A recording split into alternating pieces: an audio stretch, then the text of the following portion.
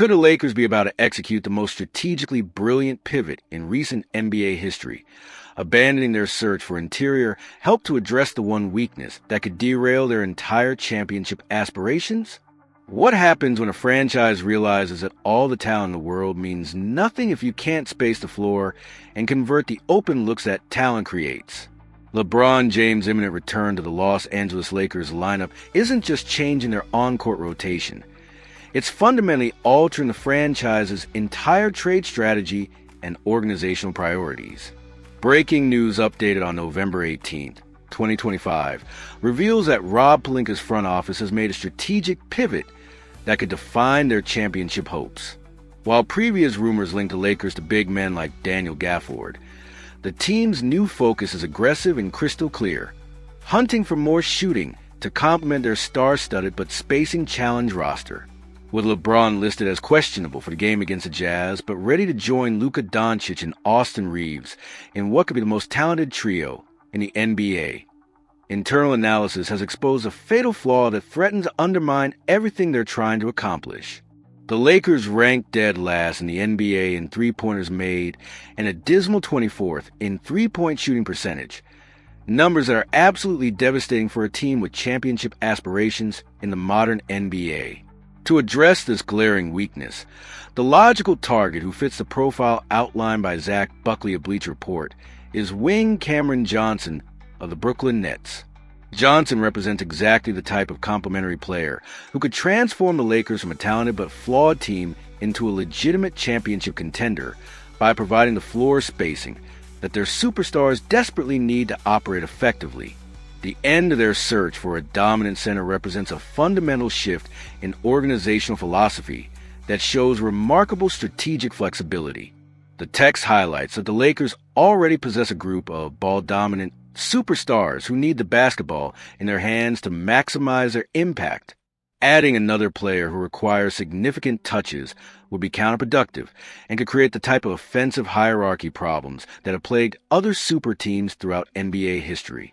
What the Lakers desperately need is off-ball shooting that can space the floor and convert the open looks that their playmakers create. This isn't about finding another star. It's about finding the perfect complementary piece who can maximize the effectiveness of the stars they already have. Sometimes the most important additions are the ones that make everyone else better rather than demanding their own spotlight. Zach Buckley's analysis is emphatic and brutally honest about what the Lakers need to do to address their shooting crisis.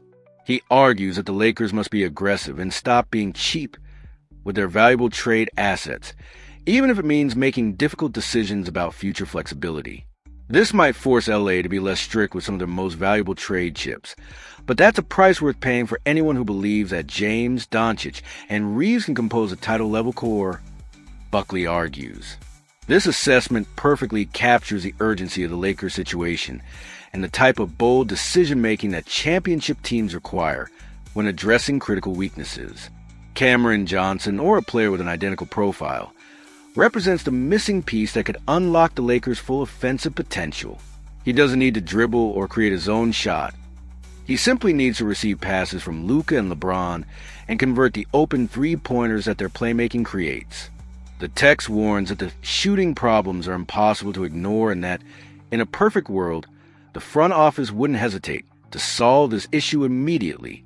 Think about what Johnson's presence would mean for the Lakers' offensive system.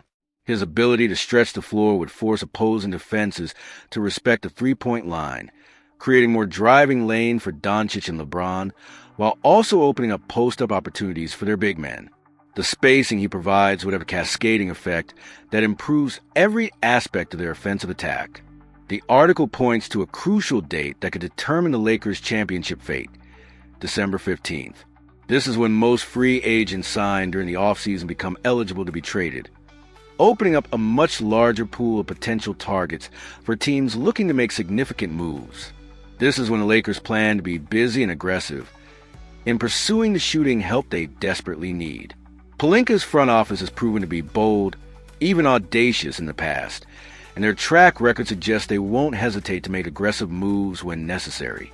If the team continues to struggle with their shooting statistics despite their solid 10-4 record, Acquiring an elite shooter will transition from being an option to being an absolute obligation for championship contention.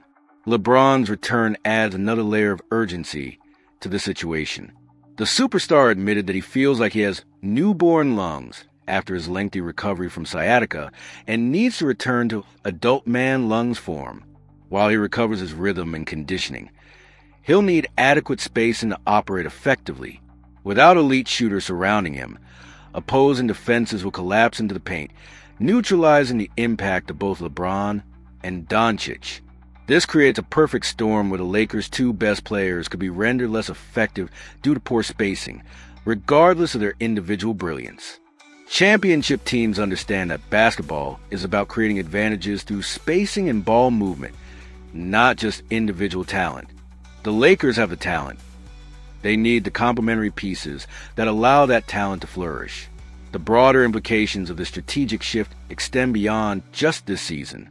By prioritizing shooting over interior presence, the Lakers are acknowledging the realities of modern NBA basketball and the importance of three-point shooting in championship-level success. This type of strategic flexibility and willingness to adapt shows the kind of organizational intelligence that separates contenders from pretenders. The financial implications are also significant. Acquiring a player like Cameron Johnson would require the Lakers to part with valuable assets and potentially compromise future flexibility.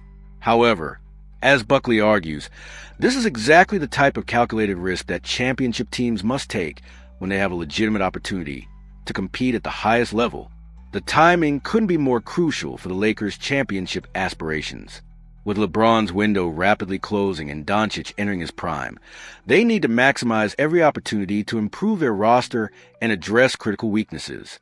The December 15th deadline represents a pivotal moment where they can either address their shooting crisis or watch their championship hopes slowly fade due to a fundamental flaw in their roster construction. The conclusion is both logical and urgent. The Lakers have abandoned their search for a big man savior, at least temporarily, in favor of pursuing the heavy artillery they desperately need.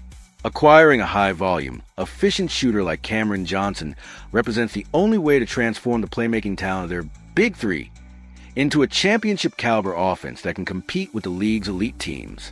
This strategic pivot demonstrates the type of organizational flexibility and strategic thinking that championship teams require. Instead of stubbornly pursuing one type of player, the Lakers have identified their most critical weakness and are willing to make the necessary moves to address it, even if it means abandoning previous plans and priorities. Do you think the Lakers should prioritize acquiring Cameron Johnson or a similar elite shooter over pursuing interior help? Would addressing their three-point shooting crisis be more important than adding another big man to their rotation? Let me know your thoughts in the comments. And if you believe the strategic pivot represents the kind of adaptive thinking that championship organizations require, make sure to hit that like button. Sometimes the most important moves are the ones that address your biggest weaknesses rather than adding to your existing strengths.